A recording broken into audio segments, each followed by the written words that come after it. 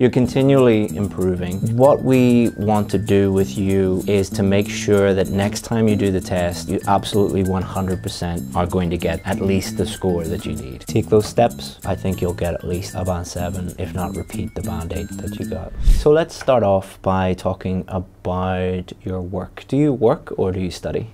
Well, I'm currently working. I finished my studies 2 years ago, so I'm currently working as a pharmacist. And where do you currently work? I currently work in Dublin. I came in Dublin a few months ago. I worked previously in Romania from where I am. And why did you choose that career?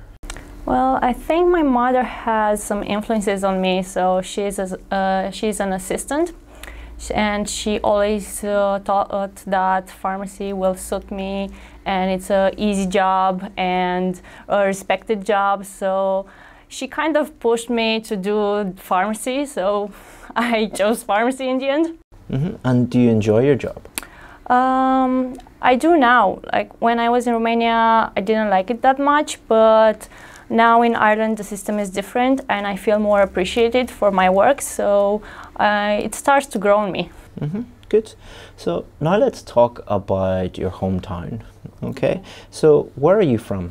I am from a small town in Romania, so I grew up in a really small town and then I moved to a larger city near to my town, and it's called Negrești, so it's difficult for foreigners to pronounce it. And do you like your hometown? I didn't like it when I was a child. I like it now because it's a small town, a small community where you can raise your children with no problems, with no bad influences. So it's a good place where you can grow up and be a decent person. Good. And how often do you visit your hometown? Now that I'm living in Ireland, probably I will visit it. Well, I will visit once or twice a year. But when I lived in the other city in Iași, I went to Negrești maybe twice a month. And how do you think your hometown could be improved? Well, because it's a small community, maybe just improve the job offers, try to raise the local economy. Most of the people that are living there are farmers or they are working in construction, so maybe just improve that part and they can live better. Now let's talk about your childhood. Did you have a nice childhood? Yes, I did. Like I said, it was a small community, so my parents knew every neighbors that we had. They weren't afraid to leave me with kids on the street just to play or let me out in the night going with my friends to have some fun, so it was nice. What is your first memory? My first memory is a funny one. I was 2 years and a half and I ran from my grandparents' house to go to kindergarten where my aunt was going, so I missed her so much that I ran out of the house and come back with her a few hours later. And when you were a child, what did you want to be when you grew up? I always loved medicine, pharmacy, science in general, so I knew I would be a biology teacher, a doctor, a pharmacist, something that related with the science part. And what hobbies did you have as a child? Well, I tried a lot of hobbies. I tried singing, I tried sports, I did actually karate. I did a lot of them, but I never found one that it suits me 100%. So I don't think I have a hobby. I hope you're enjoying the video so far. To thank you for watching this video, I want to give you a free course that has helped thousands of students improve their Ielts speaking score. It's called the Ielts Speaking Challenge, and what it's going to do is take you through every single part of the test and give you strategies for part 1, part 2 and part 3, and also allow you to practice at home for free and get feedback. It is 100% free. All you have to do is just look in the description below this video, click on it, enter your email, and we'll sign you up and send you all the information. Thanks very much, and let's get back to the video. All right, that's the end of part 1. We're going to move on to part 2 now. So what I'm going to do is I'm going to show you a cue card with a topic on it. You should read that cue card and you will have 1 minute to prepare an answer. After that 1 minute, I'll let you know when the 1 minute is up, and you should speak about the topic on the cue card for up to 2 minutes. Okay. Is that okay? All right. There's the cue card. I'll start the stopwatch.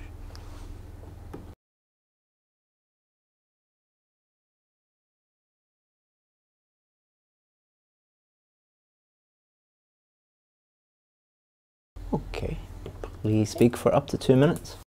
Okay, so I'm going to talk about my first computer that I got when I was like 8 or 10 years old.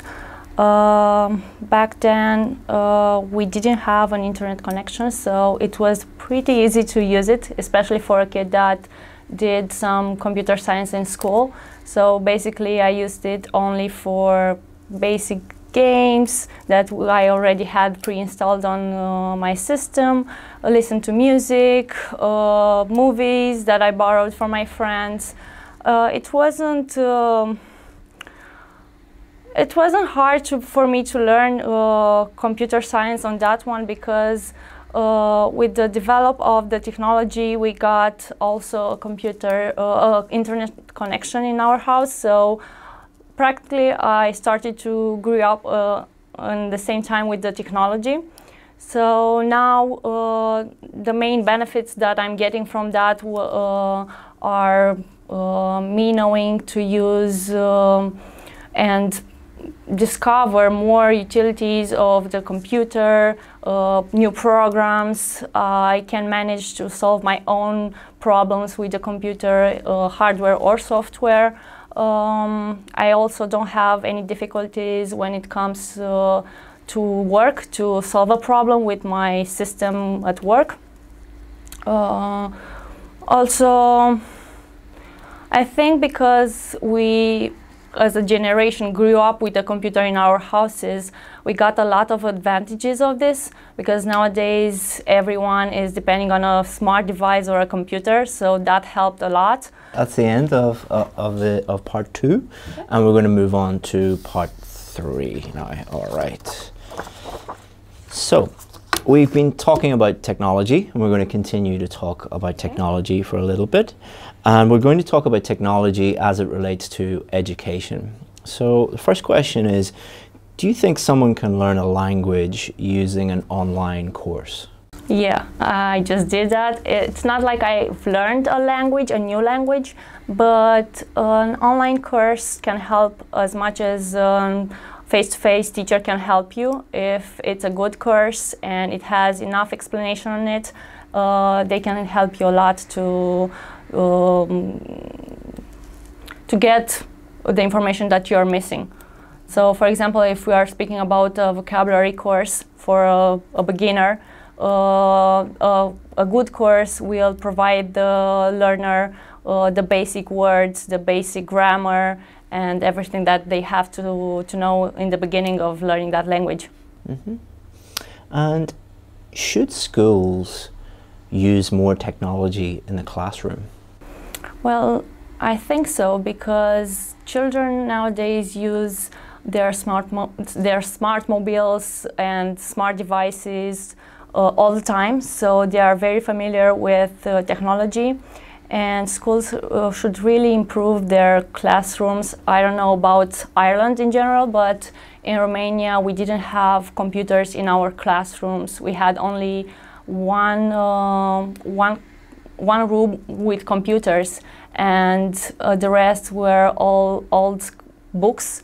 So every new information that we got, it came from books and not an actual technology piece. Or, I don't know, let's say we are studying biology. It's easier to study something that you can see 3D, like with holograms, than seeing a book. And do you think one day AI, artificial intelligence, will replace teachers in the classroom? No, I don't think that, because a teacher can come with some experience in the back, can come with more than artificial intelligence can bring.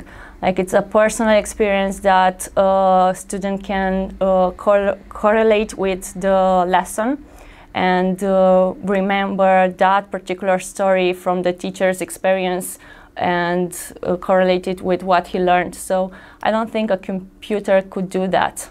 Even though it's programmed to be like an artificial intelligence, I don't think it will accomplish that. Now let's talk about technology and society. So has technology improved how we communicate with each other?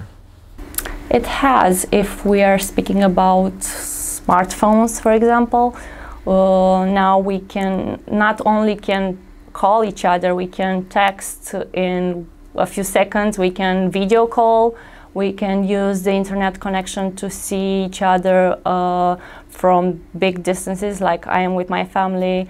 The smart device that I'm using is helped me a lot keeping in touch with them. And why are some people now reducing the amount of time they spend on electronic devices? I think at some point we got overwhelmed by the technology around us, and now people are trying to realize that the social connection that are between people are starting to fade. So they are trying to restart a real connection between people and give up a little bit of social internet and actually doing some socialization. Okay, good, well done. That's it over. You can breathe now, you can relax, and you ended up with socialization at the end. So this video is sponsored by us, Ielts Advantage, and the Ielts VIP course. The Ielts VIP course is the most successful Ielts course in the world. That is a fact because we have more Band 7, 8 and 9 success stories than any other Ielts course in the entire world. We do that by simplifying the whole Ielts process, supporting you with some of the best Ielts teachers in the world, and being with you every step of the way until you get the score that you need. To thank you for making it this far in the video, I want to give you 10% off our VIP course. All you have to do is just look down in the description. You will see our special link that you need to get 10% off. Just click that and you can sign up. If you have any questions about the VIP course, always feel free to get in touch with us. Chris@ieltsadvantage.com is my email address. We answer 100% of the questions that we get. Hope that you become a VIP. If not, enjoy the rest of this free video. So now I'm going to give you some advice, and I'm basing this advice on the fact that you've done the test 3 times now. You got a band 6 the first time in speaking, 7. then you got 7, and then you got 8 in speaking before. Okay, so you're continually improving, and what we want to do with you is to make sure that next time you do the test that you absolutely 100% are going to get at least the score that you need. Because as a pharmacist, you need a band 7. What you're struggling a little bit with writing at the minute, but sometimes students will focus so much on writing, and let's say they're at a band 7 for speaking, and they'll focus so much on writing that they forget or they just are a little bit complacent when it comes to speaking. So what the advice I'm going to give you now is to make sure that you would never fall below a 7, and to make sure that you get there. Okay, so first of all, I'm going to go through each part, and then I'm going to go through the 4 marking criteria.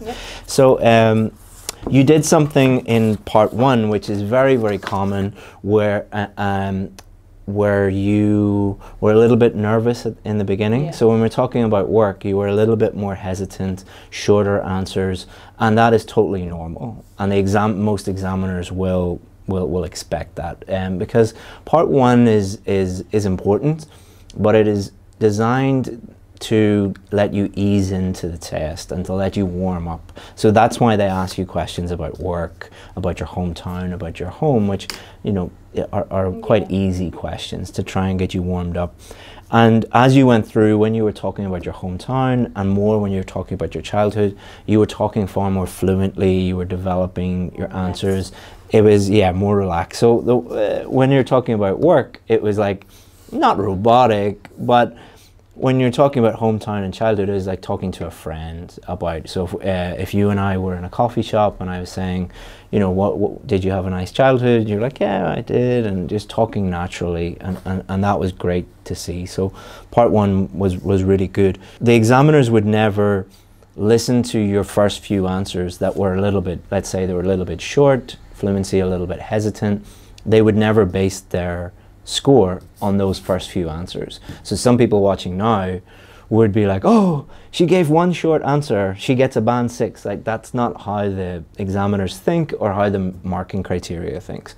The examiner will base their score on the totality, your total performance, not on one short answer or one answer where you hesitated, for example. So for part one, the length was good, you really eased into it, your fluency was excellent, some nice vocabulary in there, some grammatical errors, but we'll talk about that when we talk about the 4 marking criteria. Part two, I think part two was the area that you struggled with a little bit compared to the other parts, because there was a lot of pausing, a lot of hesitation, so your fluency wasn't as good in part 2 as it was in part 1 and part 3. I'll tell you why I think, but it's always good to hear from the student. Why did you think that you were struggling, or didn't do a bad job, by the way. It's just in comparison to the other parts, there was more audible pauses and like Yeah, I've noticed that myself. Maybe because I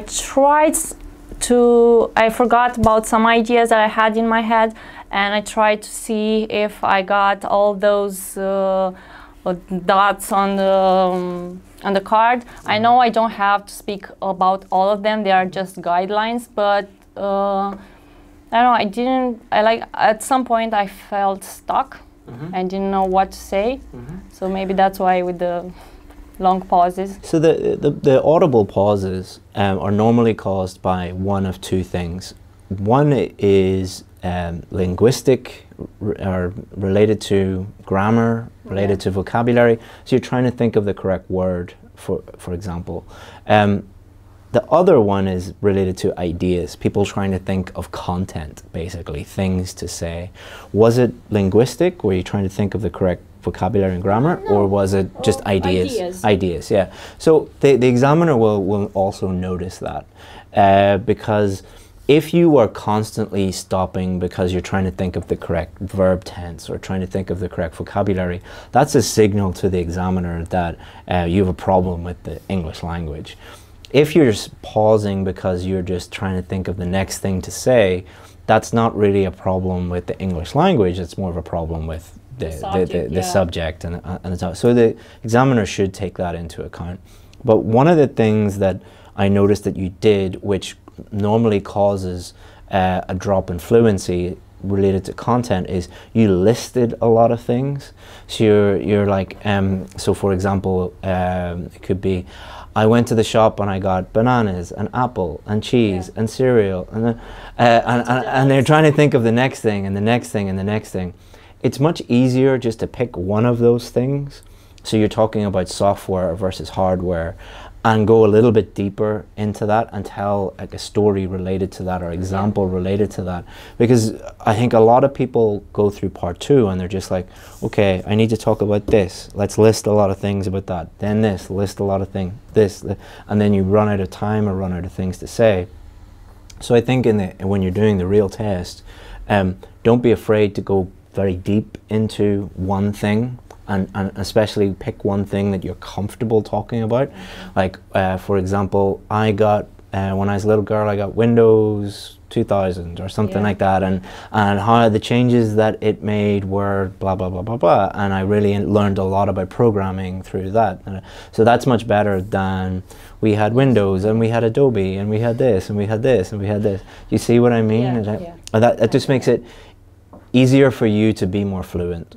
And so I think that's the only, in terms of fluency and coherence, that's the only area of concern that I would have. You weren't, like, your fluency wasn't terrible, but we're just making sure that you would never go below a 7. And if you, that topic sounds like something you know a lot about, but if you got another topic that you don't like, that could turn into a problem for you. And it's, part 2 is such a big part of the test, that if you get a topic you aren't comfortable with, plus you're trying to think of content, that can really drag down your fluency scores. So that would be my main bit of advice, to go deep on a few things you feel comfortable talking about, rather than trying to list everything.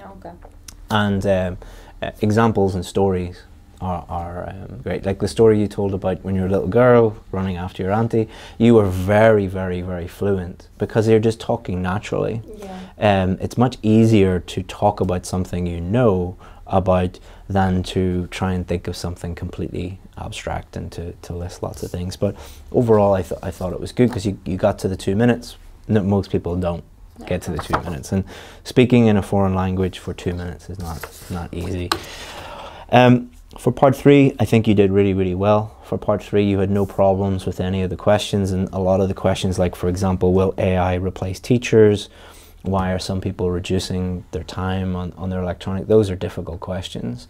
And the examiners will, if they think that you are, you know, a 7 or a band 8 or a band 9, they'll ask you more and more difficult questions to see if they can stretch you and really test you. So if you get difficult questions, that's a good thing. Be happy. If they ask you really simple questions, like, you know, then you might have a problem. But you coped very, very well with those questions. I like the way that you answered the questions, gave an explanation, gave an example to help you fully answer, fully develop the question. So part 3, you finished very, very strongly. And in the test, don't be afraid to keep going in part 3, or you should keep going in part 3, because people often feel tired and they just want it to be over, so they give very short answers for part 3. Often people do that subconsciously as well, because they're just like, oh, I'm sick of this. But you did a really good job on development. Development is the most important thing, I think. Apart from the 4 marking criteria, development in part 3 is the most important thing, and you did a good job with that. So well done. Let's talk about 4 marking criteria. Your strongest area is pronunciation.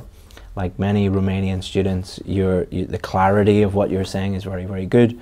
I can understand 100% of what you're saying. Any IELTS examiner would be able to understand 100% of what you're saying. So that means that you would be getting at least a band 7 for pronunciation. Plus you have very good use of intonation, sentence stress, word stress, connected speech, all these higher level pronunciation features. You have a very good command of those, which means you would get more than a 7 for pronunciation. So when you combine, the examiner can understand everything, plus you're using those higher level pronunciation features. So that's probably why you got a band 8 the last time, because you can't get a band 8 without using the higher level pronunciation features. For fluency and coherence, your coherence is very good because you answered every question properly. You stuck to answering the question rather than going off topic, and you fully developed your question. So for part 1, you don't need to give very, very long answers. You gave a few answers that were quite short at the beginning, but the rest were fine. Part 2, you talked for 2 minutes, so that was fine. And part 3, you fully developed your answers by answering the question, explaining, giving examples, so that was good to see. Fluency was very good in part 1, quite good in part 3, dropped a little bit in part 2, but we've already talked about that how to get around that, and I would encourage you to don't be complacent about speaking, and maybe practice part 2. Yeah. Because part 2 seems to be the area that you need to, the only area that you really need to worry about. It depends on the subject. Yeah. It depends on the subject, so maybe I should do more subjects with various teams and have an answer about and some ideas. It's, you know, a pint of sweat is better than a drop of tears. You know, you want to do the hard work during your preparation. Make it as difficult as possible, so the test day is a breeze and it's no big deal for you. So that would be my only concern with fluency. Your fluency is very good. It's at least a band 7 level, but you know, as I said before, if you got a topic that you know nothing about, and they're going to ask you about the same topic in general in part 3, so it's like, you know, you said before you got they're asking you about history and you don't know anything about it, or you don't know very little about history, so that could cause fluency problems, because you don't have a problem with the language, but you might have a problem with the content. So you're trying to think of those things. But in general, it's rare. I don't think you would ever get a topic that you know nothing about. Like history is something that you know a little bit about. You know what the First World War was, or the Second World War, and you know. So they're not testing your knowledge of the Second World War or the First World War. They're talking about whether you can talk about a range of topics. Your vocabulary is quite good. You have a really nice range of vocabulary. I asked you about many different topics. You have no problem talking about all of those topics. So that, because I was asking about a range of topics and you have topic-specific vocabulary related to all of those, you have that would indicate that you have a very wide-ranging vocabulary. Because if you ask someone about 5 or 6 different topics and they have topic-specific vocabulary about all of those, that means that you could talk about pretty much any general topic. So that was very, very good. Collocations are something that I would work on for you. When you're listening to English and reading English, notice collocations, underline them, put them in a book. Try and practice them, review them, and use them. Collocations is one of the areas that tells an examiner the difference between somebody at a band 6, band 7 level and a band 8, band 9 level. Because if you listen to native English speakers, they will use collocations just intuitively without even thinking about it. Whereas someone at a band 6, band 7 level will know the words. They might have a very wide-ranging vocabulary, but they might not be able to put those words together, which is make little mistakes with that. I'm not too worried about your vocabulary though. I'd just be careful with collocations, but in the test, don't be thinking collocations, because that will affect your fluency. Because there's a balance between fluency and vocabulary and grammar. The more you think about vocabulary and grammar, normally the lower your fluency. But just be confident that I think your vocabulary is good enough to get a band 7 at least.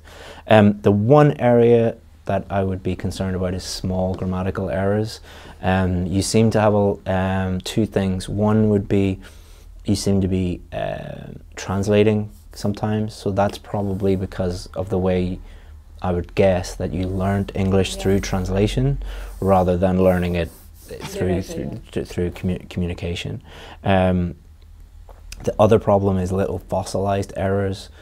Fossilized errors are errors that you make and you've no idea that you're making them. So common fossilized errors are things like articles and prepositions.